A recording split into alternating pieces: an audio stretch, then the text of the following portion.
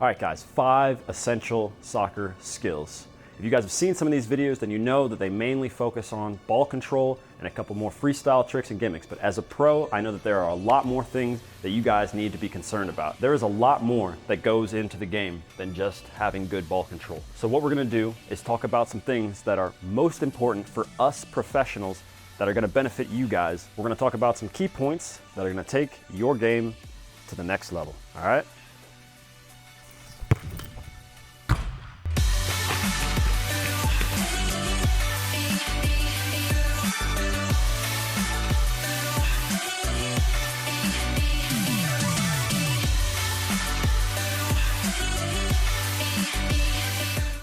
First point, your touch. Having a good touch means a lot of success in football. When you have a bad touch, you're probably not enjoying the game very much. The drill and the way this video is set up today is to get you to understand that each point, you can build on each point here to make yourself a more complete player. When you're making your own individual sessions, try and base them around these 5 principles, these 5 skills in order to make your game better. There are a ton of different ways to improve your touch. This is an easy one. It doesn't matter if it looks exactly like this. This is just a template for you guys that we have an idea of what you can start with. So if you've decided I'm gonna use these cones to work on my right foot, then that's fine. After a while, you're gonna get bored. There's more that you can get out of it. So having a good touch means your creativity will go up. And we would go through at a fast pace. You can go like that, you can go there, you can stop and come back and go like this, and then explode forward, come through. Whatever it is, make it dynamic. Once you're done through there, 30 seconds to a minute, boom, we get here, we need to juggle. All right, if you're okay juggling with both feet, do 50 alternating feet. If you are not yet there, it's okay if you do 1, 2, 3, it bounces, toss back up, 4, 5, 6, 7, whatever. If you wanna work on just one foot, maybe you do 25 with the right, 25 with the left, and then you've done your juggling. Your touch is good now. What's the next thing you need to worry about?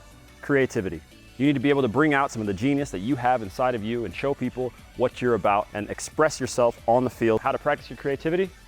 It's all in your imagination. You have to put your own spin on the game. And in order to do that, what we've created here is just a simple box. The reason we make it a little tiny box is because we want you to work hard, but we also want to confine you and force you to use your brain to come up with things so that when you're coming to the end line here, you go like that instead of just going like that. You can be more creative. The ball is rolling out of bounds like that. Maybe flip it in, drag it. It's also about quickness.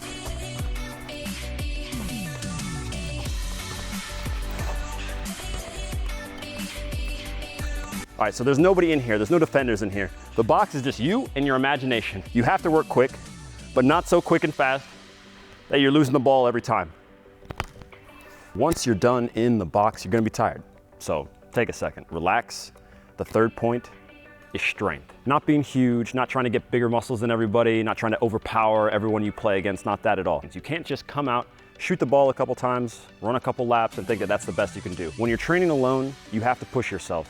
And in order to do that, you need to worry about all of these things, all of these components that were given to you as the 5 essential skills to become a better player. Take 3 to 5 minutes, and what you're gonna do is just work on your strength. It's no good if you work on all your touch, your ball control, and you're not fit. Besides just sprinting, besides running, this is one of the things that you guys are gonna need to take care of, all right?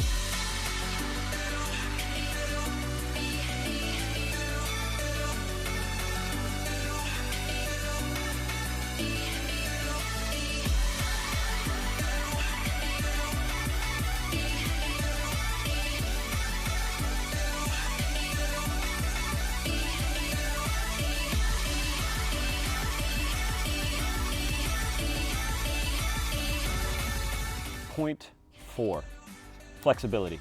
If you're not taking care of your body, then that means you are at a disadvantage, okay? If you want to prolong your career, if you want to avoid injuries, if you want to become more agile, and you have to be flexible. I like to do yoga. It's something that many clubs have started to do because it's very important in prolonging a player's career. Check that out. Maybe it's something that you will enjoy. If not, just know that you need to stretch and be flexible. And we're not going to go through an entire stretching program, you need to hit all of your muscles. You need to be stretching your hamstrings, your calves, okay, your back even, you know, your quads, all of these things. So